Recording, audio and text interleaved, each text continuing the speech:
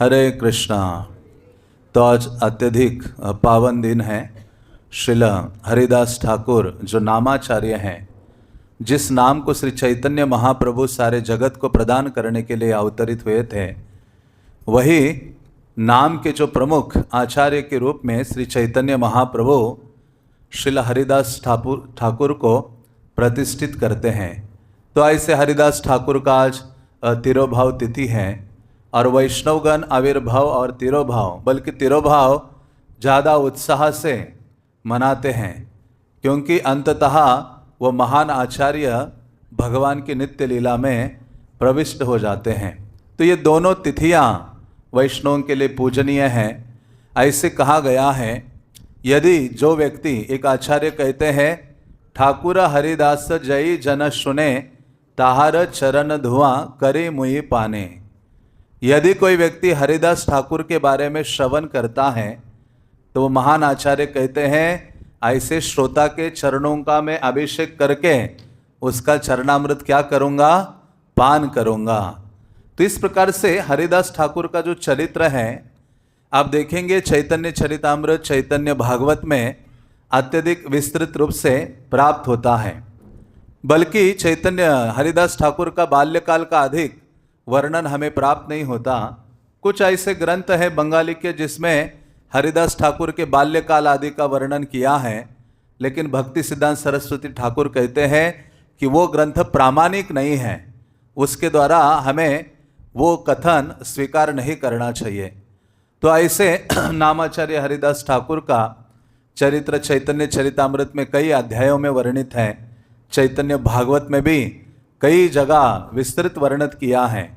और ऐसे हरिदास ठाकुर चैतन्य महाप्रभु के अत्यधिक प्रिय थे, बल्कि उन्होंने निम्न कुल में जन्म लिया था, लेकिन चैतन्य महाप्रभु ने अपने पार्षदों में सर्वोपरि रूप में उनको स्थापित करते हैं और उनको महान उपाधि प्रदान करते हैं, नाम आचार्य। तो ये साधारण उपाधि नहीं है। जिस नाम को प्रदान करने के लिए महाप्रभु आए, उसी नाम के आचार्य के रूप में हरिदास ठाकुर को स्थापित करते हैं।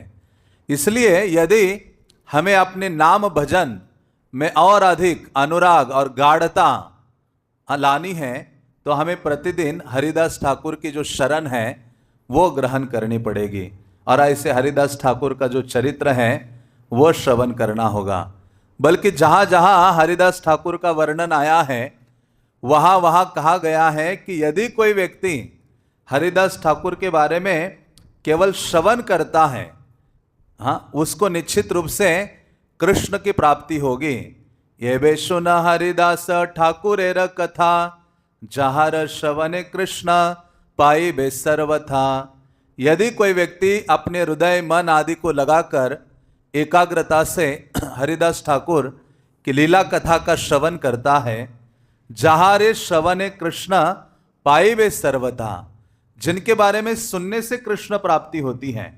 तो आप देख सकते हैं कि कितने शक्ति संपन्न आचार्य हैं।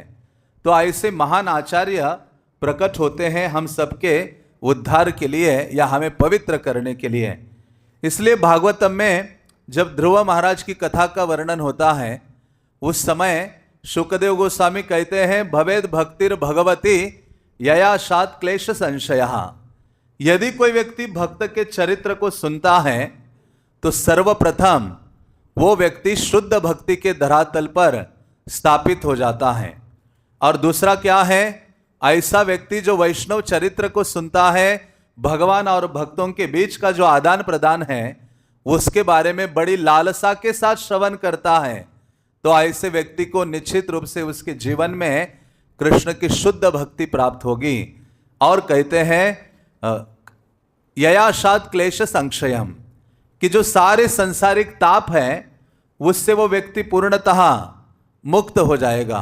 तो इस प्रकार से यह हमें परम सुअवसर प्राप्त हुआ है आज के दिन। और भक्ति सिद्धांत सरस्वती महाराज की यह अनुकंपा है कि उन्होंने वैष्णव पंजिका का निर्माण किया और उस वैष्णव पंजिका में सारे जो प्रमुख आचार्य गण हैं उनके आविर्भाव और तिरोभाव की जो तिथियां हैं वो निश्चित की और हम सबको प्रदान किया, जिसके कारण साल में 1 या 2 बार उन आचार्यों के बारे में हम श्रवण कर सकते हैं, उनको उस दिन विशेष रूप से प्रार्थना कर सकते हैं।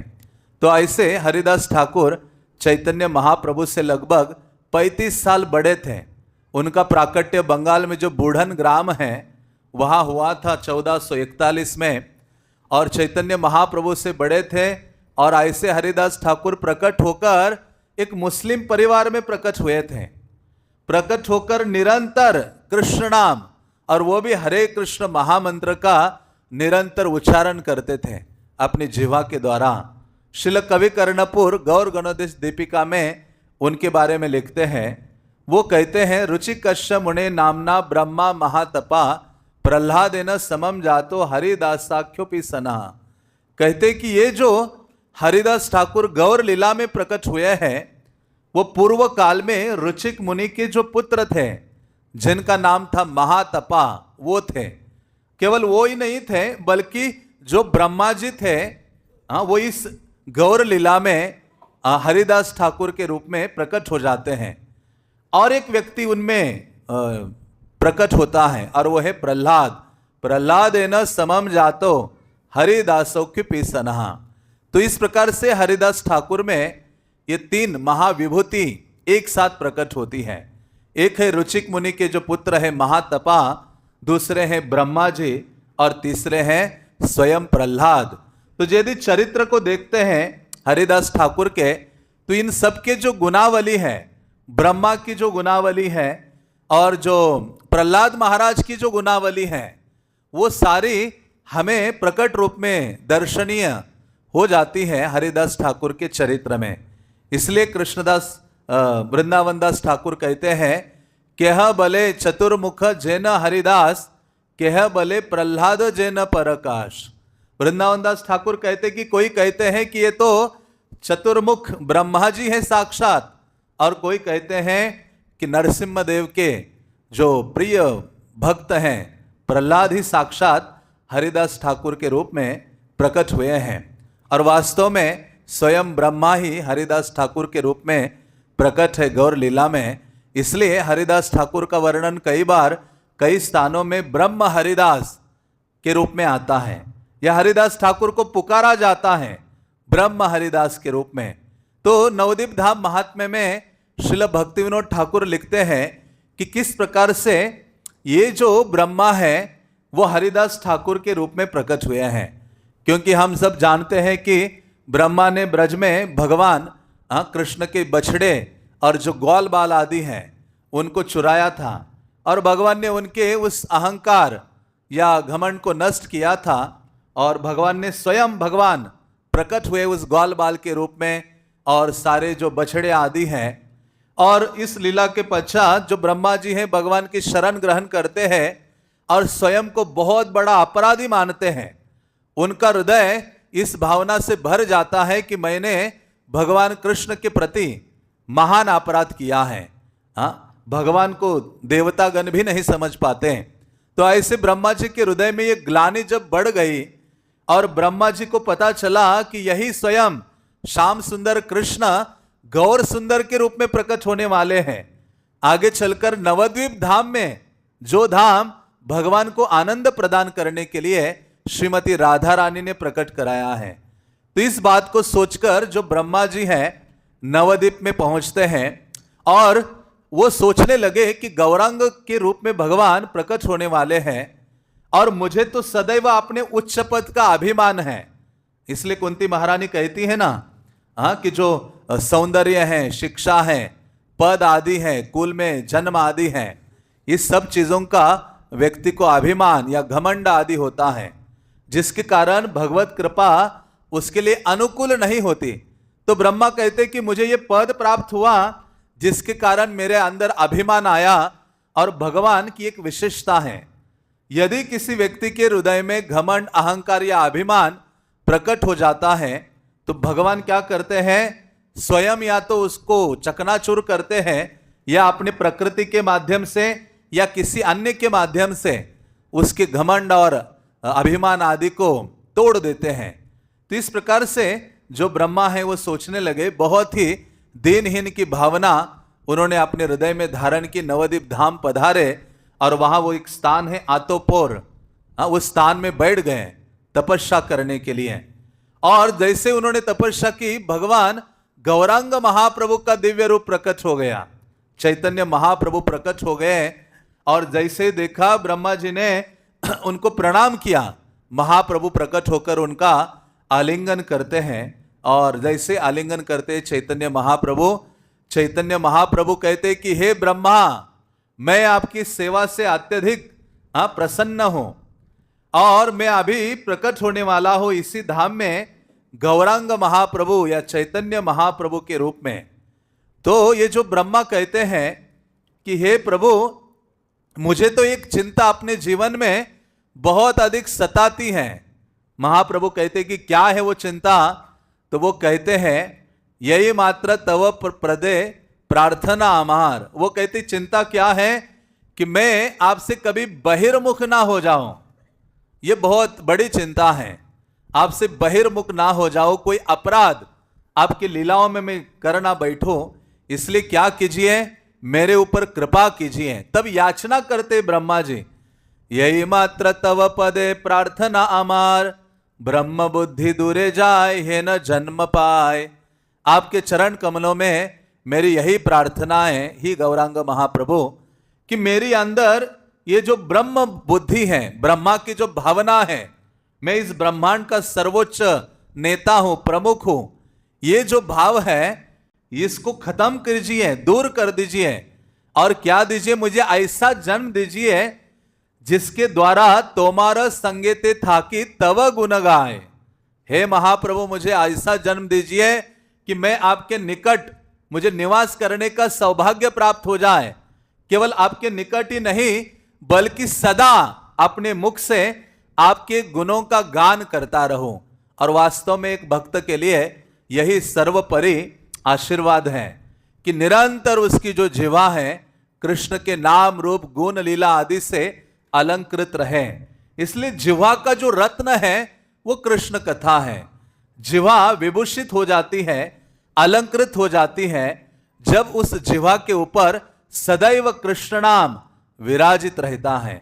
और वही सर्वोच्च अलंकार एक भगवत भक्त का है। तो ब्रह्मा जी प्रार्थना करते हैं, मुझे तो निम्न कुल में जन्म दीजिए और आपके गुणों का गान करने का अवसर प्रदान कीजिए और आपके निकट मैं निवास करूं। इस प्रकार से वो प्रार्थना करते हैं। जे समय मम लीला प्रकट हईबे, जवनेर ग्रहे तुम्हें जन्म लभिबे। तो चैतन्य महाप्रभु कहते, जिस समय मेरी लीला इस नवद्वीप धाम में प्रकट होगी, हे ब्रह्मा, तुम्हारा जो जन्म है एक मुस्लिम परिवार में होगा, यवन कुल में तुम्हारा जन्म होगा। अपना के ही न बलि हाई बेज्ञान, हरिदास हबे तुम्हें शून्य अभिमान। और अपने आप को आप जानोगे, स्वयं को, और हरिदास ठाकुर के रूप में आप प्रकट होगे और भौतिक जो अभिमान है, गर्व है, उससे सर्वतः शून्य हो जाओगे। 3 लक्ष हरि नाम जिह्वाग्रे नाचिबे, निर्यान समय तुम्हें आमा के देखिबे। मानो चैतन्य महाप्रभु ने उनकी सारा वो क्या करने वाले हैं, कैसे प्रकट होने वाले हैं, प्रकट होकर क्या करेंगे, अप्रकट कैसे होंगे, ये सब कुछ चैतन्य महाप्रभु ने वर्णित किया। महाप्रभु ने कहा कि हे ब्रह्मा, तुम प्रकट होकर 3 लाख नामों का सदैव उच्चारण करते रहोगे। हरि नाम जिह्वाग्रे नाचिबे, ये जो हरि नाम है आपके जिह्वा पर नृत्य करेगा। और वास्तव में चैतन्य महाप्रभु की शिक्षा जो तृणादपि सुनिचेन है, उसका यदि व्यक्ति कोई गंभीरता से पालन करता है तो निश्चित रूप से उसके जिह्वा के अग्रभाग पर ये कृष्ण नाम सदैव स्थिर हो जाता है और वो नाम कभी उसे छोड़ नहीं सकता। भगवत नाम उससे दूर नहीं जाएगा और ऐसा व्यक्ति सदैव कृष्ण नाम का आस्वादन कर सकता है यदि व्यक्ति चैतन्य महाप्रभु का ये जो श्लोक है, ये जो शिक्षा है, तृणादपि सुनिचेन तरोरपि सहिष्णुना अमानिना मान देना कीर्तनीय सदा हरि। भक्ति सिद्धांत सरस्वती ठाकुर ने कहा कि हम तो दीक्षित हुए हैं एक विशेष मंत्र में, और वह मंत्र क्या है? कीर्तनीय सदा हरि। ये मंत्र है हमारा जिसमें हम दीक्षित हुए हैं। तो वास्तव में लक्ष्य तो यही है और जीवन में समय बहुत कम है और नाना प्रकार की विपदाएं और बाधा हमारे जीवन में लगी हैं। लेकिन हम यदि बहुत कठोर प्रयास के साथ और विनम्रता का भाव धारण करते हुए कृष्ण नाम का उच्चारण करते हैं, स्वयं को पतित अधम मानकर, तो निश्चित रूप से जो कृष्ण नाम है हमारी जिह्वा पर स्थिर हो सकता है। तो चैतन्य महाप्रभु ने कहा, निर्यान समय तुम्ही आमा के देखिबे। हे हरिदास, जब इस जगत से भी तुम चले जाओगे उस समय तुम्हें मेरा दर्शन होगा। और भगवान स्वयं हरिदास के लिए प्रकट होते हैं। तो यदि कोई व्यक्ति वास्तव में निरंतर आजीवन कृष्ण नाम का गंभीरता से सिंसियरली उच्चारण करता है, अपराधों से रहित होकर, तो स्वयं कृष्ण उसके जिह्वा पर स्फुरित हो जाते हैं। तो इस प्रकार से भगवान चैतन्य महाप्रभु हरिदास ठाकुर को कहते हैं कि हे हरिदास, आप अंतिम समय में मेरा दर्शन प्राप्त करोगे। तो उस समय ब्रह्मा जी गदगद हो जाते हैं और उन्होंने कहा कि हे प्रभु, आप नवद्वीप में प्रकट होकर कौन सी लीला करने वाले हो, अब मैं सुनने के लिए लालायित हूं। तो चैतन्य महाप्रभु सर्वप्रथम ब्रह्मा जी को मैं क्यों अवतरित हो रहा हूं महाप्रभु के रूप में, उसका वर्णन करते हैं और अपने हृदय की जो बातें हैं, किस प्रकार से मैं अपनी 3 इच्छाओं की पूर्ति के लिए चैतन्य महाप्रभु के रूप में या गौरांग महाप्रभु के रूप में प्रकट होऊंगा, भक्ति रस का आस्वादन करूंगा और इस भक्ति रस का वितरण करूंगा। राधा रानी का जो भाव है, श्रीमती राधा रानी की जो अंग कांति है, उसको मैं धारण करके 3 जो अपूर्व इच्छाएं हैं उनको आस्वादन करूंगा। तो इस प्रकार से ये सारी बातें ब्रह्मा जी को श्री चैतन्य महाप्रभु वर्णित करते हैं और उसी क्षण चैतन्य महाप्रभु अप्रकट हो जाते हैं। और इसलिए नवद्वीप का ये जो स्थान है जहां ब्रह्मा ने तपस्या की और भगवान से निवेदन किया, महाप्रभु प्रकट हुए, जो नवद्वीप के नवद्वीप हैं उसी में से उस स्थान को एक द्वीप का नाम पड़ता है और उसे अंतरद्वीप कहा जाता है। और जैसे ही महाप्रभु अप्रकट हो गए, ब्रह्मा जी जोर जोर से मानो मूर्छित होकर हा गौरांग, हा गौरांग, हा दीन बंधु, इस प्रकार का उच्चारण करते हुए गिर पड़े और जहां महाप्रभु प्रकट हुए थे वो चरण धूलि को लेकर अपने माथे पर लगाने लगे। तो इस प्रकार से यही जो ब्रह्मा जी हैं हरिदास ठाकुर के रूप में प्रकट होते हैं और सर्वोच्च जो दया, सर्वोच्च जो विनम्रता का भावना है, स्वयं को पतित या अधम आदि मानने का जो भाव है वो इस लीला में प्रकट करते हैं। और दूसरा कारण वृंदावन दास ठाकुर कहते हैं, जाति कुल सब निरर्थक बुझाइते, जन्मी लेना नीच कुले प्रभुर आज्ञाते। दूसरा क्या है, वृंदावन दास ठाकुर कहते हैं कि जाति कुल आदि सब निरर्थक स्थापित करने के लिए जो ब्रह्मा है हरिदास ठाकुर के रूप में नीच कुल में प्रकट होते हैं।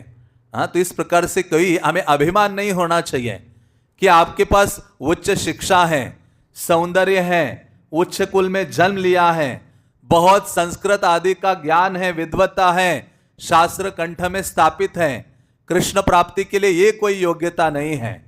तो ऐसे इन सभी चीजों को भर्त्सना करने के लिए मानो हरिदास ठाकुर निम्न कुल में प्रकट होते हैं और कलियुगा में हरि नाम का आश्रय लेते हैं। हरि नाम का आश्रय लेकर, वैष्णव का आश्रय लेकर, तृणादपि का भाव अपने हृदय में धारण करके महाप्रभु कृष्ण चैतन्य की सेवा करते हैं, जिसके द्वारा भगवान की विशेष कृपा के वो पात्र बनते हैं। हरिदास ठाकुर के हजारों श्लोकों में उनका गुणगान किया गया है। हरिदास स्पर्श वांछा करे देवगान, गंगा वो वांछे न हरि दासे रमंजन।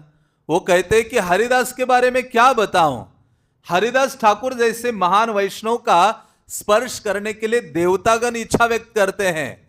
गंगा वो वांछे न हरि दासे रमंजन, गंगा देवी इंतजार करती हैं कब हरिदास ठाकुर जैसे महान व्यक्तित्व आकर मुझ में स्नान करेंगे और मुझे भी पवित्र करेंगे। तो इस प्रकार से हरिदास ठाकुर की जो स्थिति है वो अति दिव्य है और सर्वोच्च है। स्पर्शर की दाय देखी ले हरिदास, छिंडे सर्व जीवेर अनादि कर्म पाश। वृंदावन दास ठाकुर कहते अरे मैं हरिदास ठाकुर के स्पर्श की क्या बात करूं। यदि कोई व्यक्ति हरिदास ठाकुर को देखता है, हरिदास ठाकुर का दर्शन करता है, तो उस व्यक्ति के संसार बंधन के जितने संसार के जितने कर्म पाश हैं वो सारे बंधन से वो मुक्त हो जाता है। कर्म बंधनों से मुक्त होना कितना कठिन है, लेकिन हरिदास ठाकुर के दर्शनों से यह संभव है। हरिदास आश्रय करिबे जय जान, तानी देखी ले वो खंडे संसार बंधन। तो हरिदास ठाकुर का यदि कोई व्यक्ति आश्रय लेता है तो निश्चित रूप से संसार का बंधन नष्ट हो जाता है। तो अब देखिए वैष्णव की महत्ता कितनी अद्भुत है और हम कितने भाग्यशाली हैं कि श्रील प्रभुपाद जैसे महान आचार्य के आश्रय में हैं। इसलिए नरोत्तम दास ठाकुर कहते हैं आश्रय लैया भजे कृष्ण तारा नाही तेजे। प्रभुपाद जैसे महान व्यक्तित्व का हमें आश्रय छोड़कर जाने की थोड़ी भी इच्छा, रंश मात्र इच्छा वे हमारे हृदय में प्रकट नहीं होनी चाहिए, क्योंकि जिस प्रकार से हरिदास ठाकुर की स्थिति है उसी प्रकार से श्रील प्रभुपाद की भी दिव्य स्थिति है। श्रील प्रभुपाद का दर्शन करने से, उनकी इस आंदोलन की सेवा करने से चैतन्य महाप्रभु के हम कृपा पात्र होते हैं। हम कितने ही अधम पतित अयोग्य क्यों ना हो, सारी योग्यता हमारे हृदय में प्रकट होने लगती है यदि हम शरणागत होकर इस आंदोलन का आश्रय लेते हैं।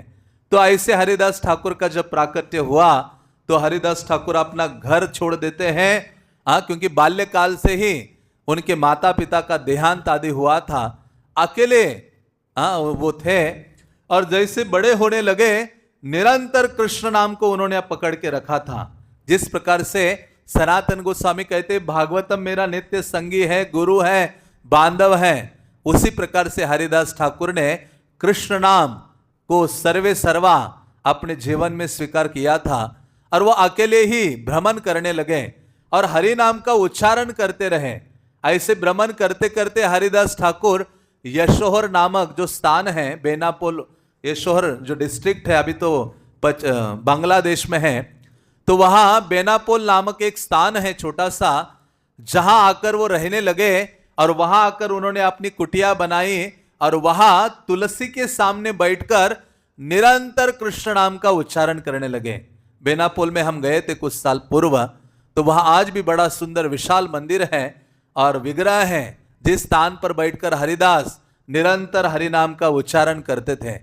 तो हरिदास ठाकुर ने उस स्थान में एक छोटी सी कुटिया बनाई और तुलसी को सामने रखा और निरंतर हरि नाम का उच्चारण करने लगे।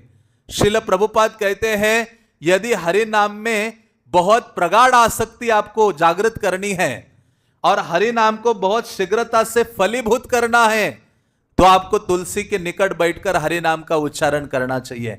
और वास्तव में कोई भी जो मंत्र है, अष्टकम है, स्तुतियां हैं, तुलसी के निकट बैठकर उच्चारण करते हैं तो उसका महान लाभ हमें प्राप्त होता है शीघ्रता से। तो ऐसे हरिदास ठाकुर तुलसी महारानी के निकट बैठकर निरंतर 3 लाख नाम का उच्चारण करते थे।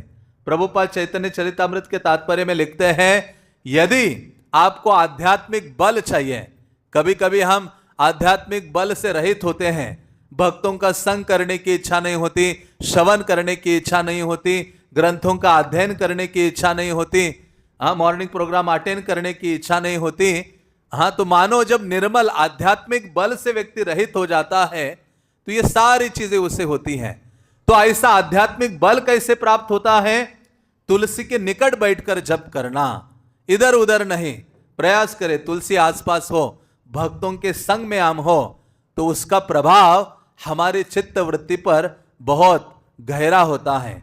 इसलिए श्रील प्रभुपाद जी चैतन्य चरितामृत के तात्पर्य में लिखते हैं, जब हरिदास ठाकुर का वर्णन करते हैं, वो कहते यदि किसी भक्त को आध्यात्मिक बल चाहिए तो उसको तुलसी के निकट बैठकर जप करना चाहिए। प्रभुपाद कहते मैं अनुरोध करता हूं कि ये जो हरिदास ठाकुर का दृष्टांत है उसका जीवन में पालन करने का प्रयास करना चाहिए। और ऐसे हरिदास ठाकुर की ख्याति सब जगह बढ़ने लगे। नाम का आश्रय लेने मात्र से सब जगह हरिदास ठाकुर की वाह वाह प्रशंसा आदि होने लगी। लेकिन उस स्थान में एक व्यक्ति था जो हरिदास ठाकुर से बहुत द्वेष और ईर्ष्या करता था, जिनका नाम था रामचंद्र खान।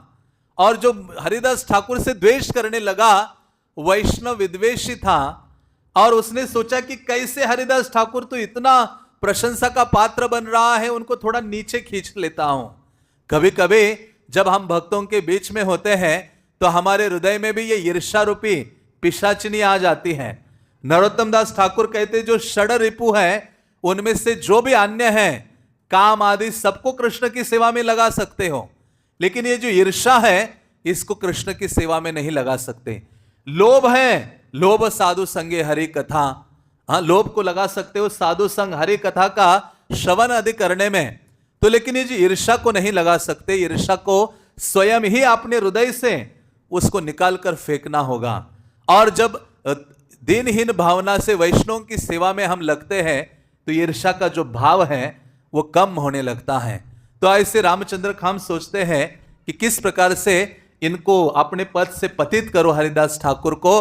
तो वहां एक वेश्या को ढूंढते हैं और उस वेश्या को कुछ धन आदि देकर कहते कि हरिदास ठाकुर के पास जाओ, उनको अपनी जो स्थिति है दिव्य स्थिति है उससे पदच्युत कराओ।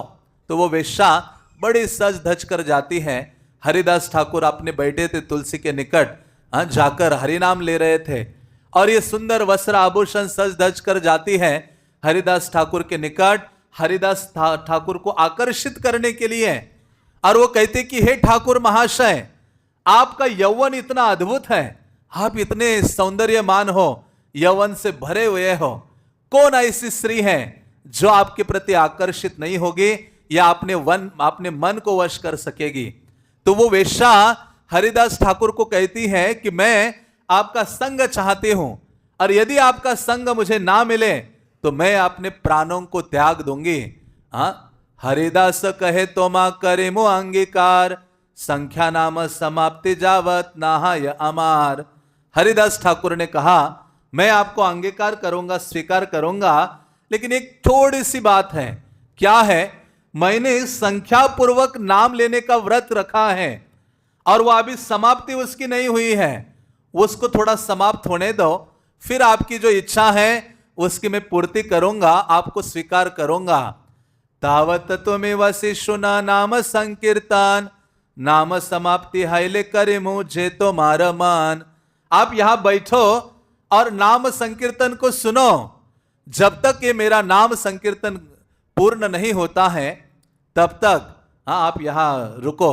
इस प्रकार से वो कहते हैं और वो बैठी रहती है। वो तो यही आशा कर रही थी, और वास्तव में ये वेश्या मानो भौतिक इच्छाएं हैं। जब हम हरि नाम जप करने के लिए बैठते हैं तब कब मोबाइल की घंटी बज जाती है, कभी भौतिक इच्छाएं, दुनिया भर की चीजें तो उसी समय याद आना शुरू होती हैं। मानो जिस प्रकार से हरिदास ठाकुर के समीप ये वेश्या आई थी उनको आकर्षित करने के लिए, उसी प्रकार से जैसे ही हम हरि नाम का जप करने के लिए बैठते हैं उसी प्रकार उसी समय सब महत्वपूर्ण सेवा, सब महत्वपूर्ण काम उसी समय आकर टपक जाते हैं, और हम प्रयास तुरंत कई बार भागते हैं कि नहीं इसकी पूर्ति करनी है। लेकिन हरिदास ठाकुर ने क्या कहा? जो भी इच्छाएं प्रकट हो जाए, हरिदास ठाकुर ने कहा रुको, वेट करो, बाद में थोड़ा सा ही जो 16 माला मेरे गुरु ने कहा है ना संख्या पूर्वक, हरिदास ठाकुर तो उसको बोल रहे थे 3 लाख लाभ नाम मेरा पूरा हो जाए उसके बाद मैं आपसे बात करता हूं, आपको स्वीकार करता हूं। तो ऐसे हरिदास ठाकुर अपना ये जो नाम है लेते रहे तुलसी के निकट, और जब हम गंभीरता से पूरे प्रयास के साथ और प्रार्थना का भाव हरि नाम जप करते समय धारण करते हैं, और क्या प्रार्थना? आई नंद तनुज किंकरम पतितम माम विषमे भवाम बुधो। जब हरि नाम करते हैं तो इस प्रार्थना को याद करना चाहिए, हे नंद तनुज कृष्ण, मैं इस भव सागर में गिर पड़ा हूं, कृपया मुझे उठाइए और अपने चरण कमलों के धूलि का कण बना लीजिए। हे कृष्ण, मैं गिरा हूं।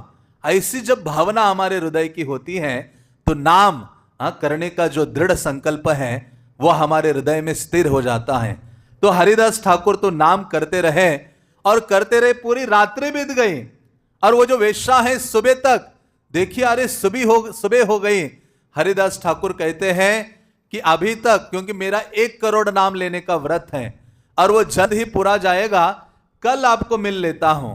तो ऐसे दूसरे दिन भी वो आती हैं और तीसरे दिन भी आती है।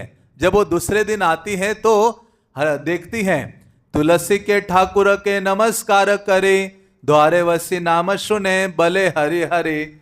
और जब हरिदास ठाकुर सिंसियरली नाम जप कर रहे थे, वेश्या आकर वो भी दूर से उस तुलसी को प्रणाम कर रही थी।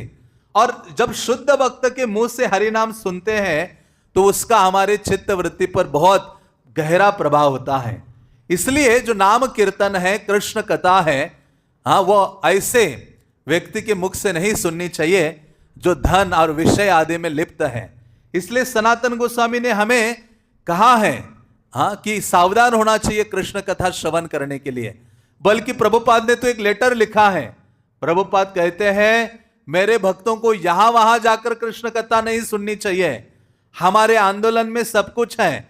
आप यदि सिंसियर हो, गंभीर हो, तो हमारे आंदोलन में श्रवण करना चाहिए और ग्रंथों का अध्ययन करना चाहिए। कोई ऐसी सर्वोच्च चीज नहीं है जो हमारे आंदोलन में उपलब्ध नहीं है, जो हमारे गौड़िया आचार्यों ने नहीं दी है। लेकिन कमी हमारी है कि हमें जो प्रस्तुत ग्रंथावली है आचार्यों की, प्रभुपाद की, उसका संग नहीं करते हैं और ना श्रवण आदि करते हैं उचित रूप से। तो जैसे ही वो वेश्या ये करती है, वो भी उसके मुख से हरिनाम आने लगता है। कीर्तन करते आए छे रात्रि शेष हैला, ठाकुर रसने वेशार मन फिरी गेला। और कीर्तन सुन सुन के उसका मन भी फिर जाता है और वो शरण ग्रहण करती है और हरिदास ठाकुर को कहती है, कृपा करी करमो अधमे निस्तार। वो कहती है कि हे हरिदास ठाकुर, मेरे जैसे अधम श्री का आप उद्धार कीजिए। वेश्या कहे, कृपा करी करह उपदेश, कि मोर कर्तव्य जाय भव क्लेश। वो कहते कि हे प्रभु, आप मेरे ऊपर कृपा कीजिए और मुझे उपदेश दीजिए, मेरा क्या कर्तव्य है, मुझे क्या करना चाहिए, और ऐसी विधि बताइए जिसके द्वारा ये जो भव सागर है, भव क्लेश है, उससे मैं शाश्वत रूप से मुक्त हो जाऊं। तो हरिदास ठाकुर उन्हें बहुत महत्वपूर्ण शिक्षा उन्हें दी है और वास्तव में उन्होंने उसको पालन किया और महान वैष्णवी बनी। इतनी महान वैष्णवी बनी कि आसपास के हजारों गांवों के लोग उसका दर्शन करने के लिए आने लगे, उसकी सेवा करने के लिए आने लगे, उसे धन धान्य आदि देकर पवित्र होने लगे। केवल आचार्य के आदेश का पालन उसने किया था। हरिदास ठाकुर ने क्या कहा, निरंतर नाम लो कर तुलसी सेवन, आचिरात पावे तबे कृष्ण रचरन। हरिदास ठाकुर ने कहा, निरंतर कृष्ण का नाम लो। हरे कृष्णा कृष्णा कृष्णा हरे हरे, हरे राम राम राम हरे हरे। हरिदास ठाकुर ने कहा, निरंतर कृष्ण का नाम लो। और वास्तव में उसीलिए हम यहां बैठे हैं। इस आंदोलन को लोग कैसे जानते हैं, हरे कृष्ण भक्त।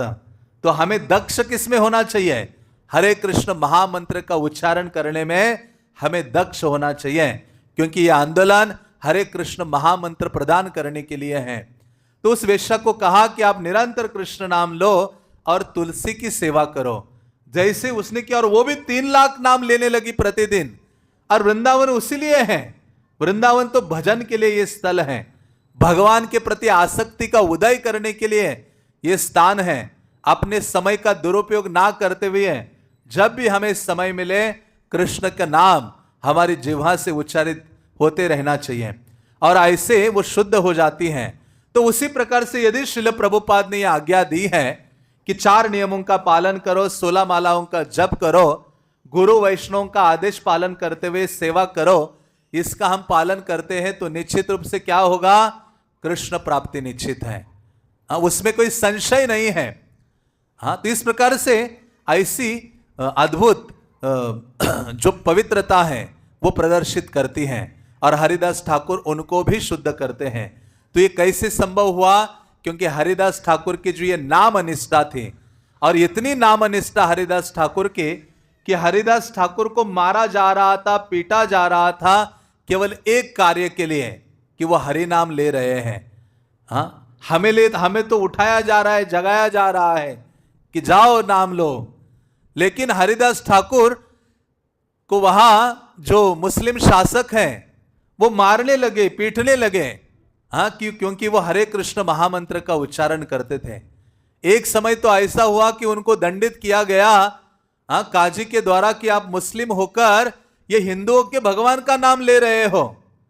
हाँ, तो इन्होंने कहा मेरी जीवा रुकती नहीं है कृष्ण नाम लिए बिना, और उनको कहा कि आपको इस हरि नाम को छोड़ना होगा और नहीं तो आपको 22 बाजारों में पीटा जाएगा। तो हरिदास ठाकुर कहते हैं, खंड खंड हय देह जाय जदि प्राण तबो आमे वदने ना छाड़ी हरि नाम। हरिदास ठाकुर की इतनी अद्भुत नाम निष्ठा है। हरिदास ठाकुर कहते मेरे शरीर के टुकड़े टुकड़े हो जाए, खंड खंड हय जदि जाय मोर प्राण, मेरे शरीर के टुकड़े होकर अपना प्राण भी निकल जाए, तबो आमी वदने ना छाड़ी हरि नाम, फिर भी आपने मुख से हरि नाम का उच्चारण करना मैं कदापि छोड़ूंगा नहीं। ऐसी भावना हरिदास ठाकुर व्यक्त करते हैं। और ऐसे हरिदास ठाकुर जब इनका उद्धार किया उसके पश्चात इनको दंडित किया, 22 बाजारों में मारा पीटा, और फिर भी हरिदास ठाकुर नाम छोड़ नहीं रहे थे और वो मृत्यु को प्राप्त नहीं हो रहे थे। जो उनको मार रहे थे उनके ऊपर दया आई, वो कहने लगे अरे बाबा आप मर जाओ, नहीं तो हमें मरना पड़ेगा। हाँ, आप यदि नहीं मरोगे तो राजा के जो अन्य सैन्य वो हमें मार देंगे। तो हरिदास ठाकुर ने उनको देखा और उनके ऊपर दया की भावना प्रकट की। हाँ, जैसे नित्यानंद प्रभु हैं, मार खाय प्रेम दे दयालु तो नहीं है। नित्यानंद प्रभु क्या है, मार खाए लेकिन उसको प्रेम देते हैं। हाँ, तो उसी प्रकार की भावना हरिदास ठाकुर प्रकट करते हैं। हरिदास ठाकुर उनको कहते हैं कि बस अभी मैं पद्मासन में बैठ जाता हूं और अपने प्राणों को त्याग देता हूं, आप मुझे गंगा में प्रवाहित कर दो। और जब देखा कि वास्तव में कोई शरीर का अंग हिलडुल नहीं रहा था, मूर्छित अवस्था में थे, राजा को बताया कि इसको मार मार के मृत्यु हो गई। हरिदास ठाकुर को गंगा में बहा दिया जाता है और हरिदास ठाकुर महाप्रभु की कृपा से गंगा से फिर से बाहर आ जाते हैं और जैसे जमीन पर चलने लगते हैं फिर से हरि नाम का उच्चारण करते हैं, हरे कृष्णा कृष्णा कृष्णा हरे हरे, हरे राम राम राम हरे हरे। और जो लोग इस प्रकार का व्यवहार हरिदास ठाकुर से किए थे, सभी काजी आदि सब उनकी शरण में आते हैं। तो ऐसे जो हरिदास ठाकुर हैं इतने अद्भुत आचार्य थे कि जिनकी परीक्षा लेने के लिए साक्षात माया देवी, फुलिया ग्राम, आप शांतिपुर जाते हो, निकट ही फुलिया ग्राम है, वहां एक गुफा में जब नदी से बाहर आए तो उस गुफा में जाकर भजन करने लगे, एकांत में हरि नाम का उच्चारण करने लगे। हरि नाम का जप करना कोई दिखावा नहीं है। हम सोचते कि सब मुझे देखे कि मैं कैसे ध्यान पूर्वक जप कर रहा हूं। हमारा ध्यान खुद पर ही है कि मैं कितना ध्यान पूर्वक जप कर रहा हूं, ना नाम में है ना कृष्ण में है। लेकिन हरिदास ठाकुर एकांत में वहां गुफा में हरि नाम लेते थे, वहां आसपास के लोग आकर उनको मिलते थे, प्रणाम करते थे, उनसे शिक्षा लेते थे। और जब अंदर गुफा में घुसते थे तो वो ठहर नहीं पाते थे साधारण लोग, क्योंकि उस गुफा में बहुत विशाल सर्प रहता था नीचे। लेकिन हरिदास ठाकुर को पता नहीं था, वो तो हरि नाम लेते थे। विष की ज्वाला मानो वहां से निकल रही थी, सांस लेना भी कठिन था साधारण लोगों के लिए। हाँ, तो जब ये लोगों ने कहा और लोग परेशान हो गए तो एक दिन अचानक वो सर्प हरि नाम के प्रभाव से सोचता है कि ये स्थान हरिदास ठाकुर को जप करने के लिए रखना है, मैं इस स्थान को छोड़कर चला जाता हूं। तो एक दिन उस गुफा से वो सर्प, महाकाय सर्प, बाहर चला जाता है और हरिदास ठाकुर वहां रहकर कीर्तन करते, हरि नाम लेते हैं। जब वहां निवास कर रहे थे तो एक दिन रात्रि के समय में, पूर्णिमा की रात्रि थे, और अचानक एक बहुत ही सुंदर तरुणी प्रकट हो जाती हैं। और वो प्रकट हुई तो सारा वातावरण चमक उठा उसके दिव्य तेज से, और सारे वातावरण में सुगंध फैल गए। उसने इतने आभूषण अलंकार धारण किए थे, जब वो युवती चल रही थी तो झंकार, आभूषणों के झंकार की जो आवाज है वो आने लगे और वो आकर हरिदास ठाकुर के निकट खड़ी हो जाती है। हरिदास ठाकुर हरि नाम का उच्चारण कर रहे थे और उन्होंने कहा ये जो देवी है, ये जो युवती है वो आती है और वो कहती है, जिस प्रकार से उस वेश्या ने अप्रोच किया था उसी प्रकार से ये दूसरी बार ये जो माया देवी है स्वयं आकर उनको अप्रोच करती हैं। वो कहते कि हे मित्र, हे जगत के मित्र, आप सर्वाधिक सुंदर हो, योग्य हो, मैं आपके संग का लाभ प्राप्त करना चाहती हूं, कृपा करके मुझे स्वीकार कीजिए।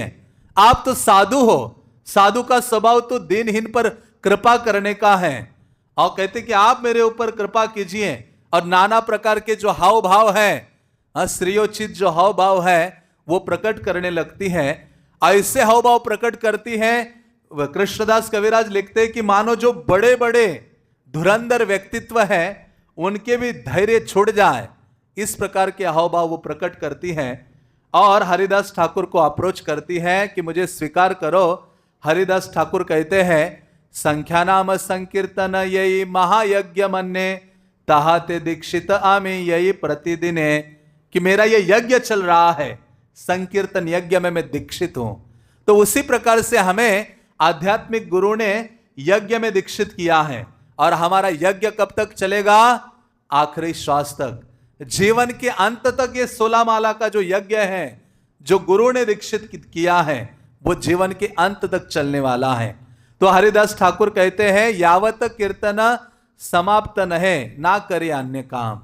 जब तक मेरा यह हरि नाम पूरा नहीं होगा तब तक मैं अन्य कार्य नहीं करूंगा, मैं हरि नाम लेते रहूंगा।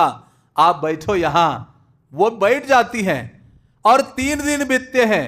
ये माया देवी फिर कहती है कि हे हरिदास, आपने तो मुझे धोखा दिया है।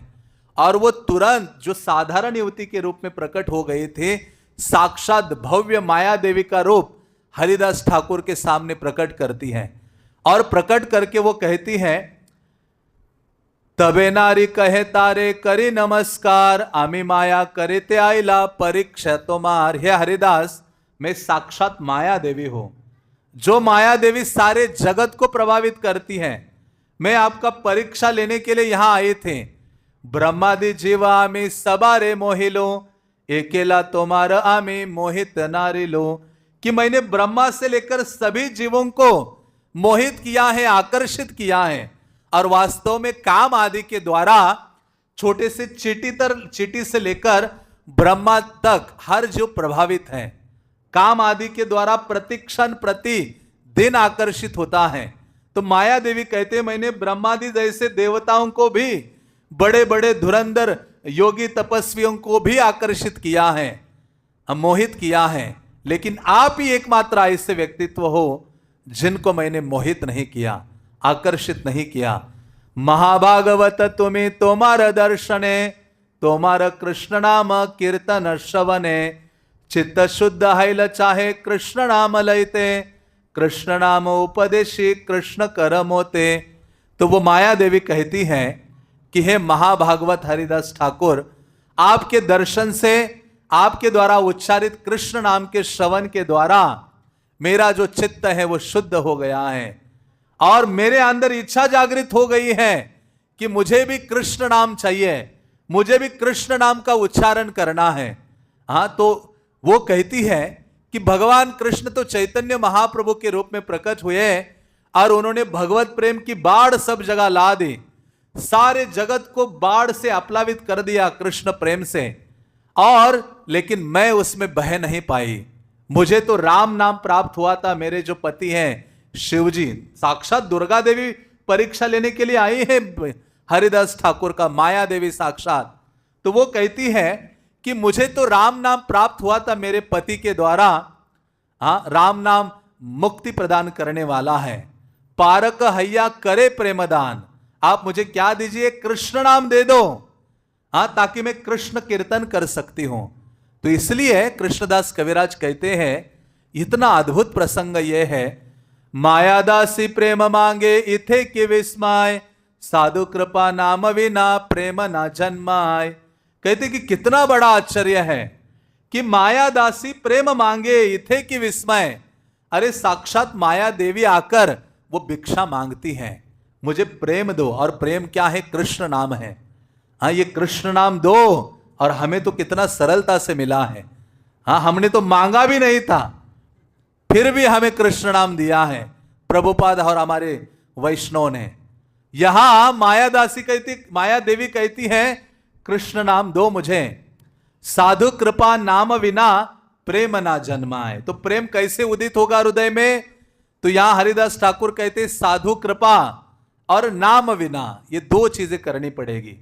साधु की कृपा, वैष्णव की कृपा की याचना सदैव करनी पड़ेगी। हाँ, प्रभुपाद आदि आचार्य उनकी कृपा की याचना करते रहने पड़ेगी। वैष्णव की सेवा से कृपा अनुकूल होती है, साधु कृपा। और दूसरा है नाम बिना, बिना नाम लिए ये कोई ऐसा ना प्रेम नहीं प्राप्त होगा। प्रेम ना जन्माए, प्रेम हृदय में जन्म नहीं लेगा। तो ऐसे हरिदास ठाकुर कहते हैं कि हे, ये दो चीजों के द्वारा जो कृष्ण प्रेम है वो प्रकट होता है। तो हरिदास ठाकुर का चरित्र तो बहुत विशाल है, कई दिनों तक चर्चा की जा सकती है। लेकिन हरिदास ठाकुर चैतन्य महाप्रभु ने कहा, जब महाप्रभु ने संन्यास लिया, जगन्नाथपुरी गए तो हरिदास ठाकुर रोने लगे जोर जोर से, आप मुझे छोड़ के जा रहे हैं, आप मुझे ले जाइए। चैतन्य महाप्रभु ने कहा मैं जगन्नाथपुरी पहुंचूंगा ना, जगन्नाथ को प्रार्थना करूंगा, वो आपको ले आएंगे जगन्नाथपुरी। फिर बाद में महाप्रभु जब पुरी पहुंचे, हरिदास ठाकुर भक्तों के साथ जगन्नाथपुरी गए और महाप्रभु सब भक्तों से मिल रहे थे। जब मिल रहे थे कहा हरिदास ठाकुर कहाँ हैं? सबसे मिले, लेकिन महाप्रभु को कहा मुझे किससे मिलना है? हरिदास ठाकुर से, नाम निष्ठा है उनमें। तो फिर हरिदास ठाकुर देखा, सब भक्तों ने कहा वो यहां नहीं है, देखिए दूर है, बहुत दूर, वहां दूर से दंडवत प्रणाम कर रहे थे। महाप्रभु दौड़ के चले गए उनके पास, उनका आलिंगन किया। हरिदास ठाकुर को कहा हरिदास आप मेरे निकट रहो। उनको हाथ को पकड़कर ले गए एक वृक्ष के नीचे, जो गार्डन था गंभीरा के पास उन दिनों, उसमें कहा यहां रहो और यहां से जो जगन्नाथ का चक्र है, नील चक्र है, पताका है, उसका दर्शन करो और निरंतर नाम लो। जगन्नाथ का प्रसाद लेकर मैं स्वयं आपके पास आऊंगा। हाँ, तो हरिदास ठाकुर निरंतर दिन रात नाम लेते थे जगन्नाथपुरी में। महाप्रभु प्रतिदिन प्रसाद लेकर उनके पास जाते थे और वो उनको स्वीकार करते थे। एक दिन महाप्रभु गए ने अपने सेवक गोविंद को भेजा, और गोविंद को जब भेजा तो उन्होंने कहा, हाँ, वो जब प्रसाद लेकर गोविंद गए तो उन्होंने कहा कि मैं तो अभी अब माला पूरा अपना किया नहीं है, अभी प्रसाद खा नहीं सकता। गोविंद उनके सेवक प्रसाद ले गए, हरिदास ठाकुर कहते अभी जब पूरा नहीं हुआ है मैं कैसे प्रसाद ग्रहण करूं? हाँ, तो ये बात चैतन्य महाप्रभु को गोविंद बताते हैं। फिर चैतन्य महाप्रभु आते हैं और चैतन्य महाप्रभु कहते क्या हुआ हरिदास? हाँ, वो कहते हैं कि शरीर सुस्त है असुस्त बुद्धिमान, कि मेरा शरीर तो ठीक है लेकिन मेरा मन ठीक नहीं है, और मुझे बीमारी है। और बीमारी क्या है? मेरा नाम पूरा नहीं हो रहा है, जो संख्या मैंने निर्धारित की वो पूरी नहीं हो रही है। प्रभुपाद उस तात्पर्य में लिखते हैं चैतन्य चरितामृत में, जो व्यक्ति अपनी 16 मालाओं का जप पूरा नहीं करता, उसका अर्थ है उसका आध्यात्मिक जीवन बीमार अवस्था में चल रहा है।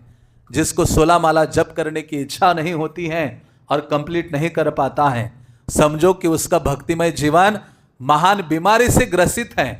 तो ऐसे हरिदास ठाकुर को महाप्रभु कहते हैं कि अरे तुम्हें तो जप करने की आवश्यकता नहीं है, तुम तो नित्य सिद्ध भक्त हो। हाँ, ये जप संख्या पूर्वक करने की आवश्यकता नहीं है।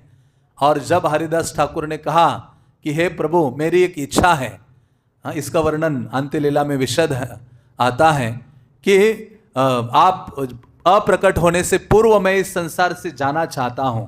तो महाप्रभु कहते कि ऐसे मत कहो, कृष्ण ने मेरे ऊपर कृपा करके आप जैसे भक्त का मुझे संग दिया था, और आप यदि चले जाओगे तो मैं आनंद अनुभूति नहीं करूंगा। महाप्रभु हरिदास ठाकुर को कह रहे हैं। हरिदास ठाकुर कहते मेरे जैसा भक्त की कोई वैल्यू नहीं है।